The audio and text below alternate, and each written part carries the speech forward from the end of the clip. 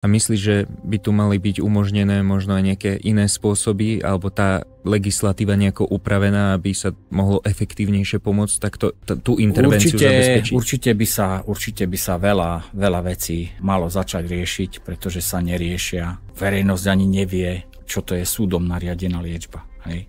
Čo je to obmedzenie na právne úkony. Tieto všetky otázky, ktoré my skoro Mojsej klinik riešime jak na bežiacom pase. Keď si zoberieme, aká veľká je vlastne finančná čiastka na reklamu na alkoholické nápoje a oproti tomu, aká je protipol toho nejaká prevencia, dajme tomu na televíznej obrazovke, kde sa pivo pije o 6:00 po obede, keď na to deti pozerajú, hej, alebo hoci kedy si človek zapne nejakú reprízu a tam je žúr. Hej, čiže nikto to nesleduje, nikto nevie si proste tie veci nejak zobrať na zodpovednosť a riešiť a pristupovať k tomu.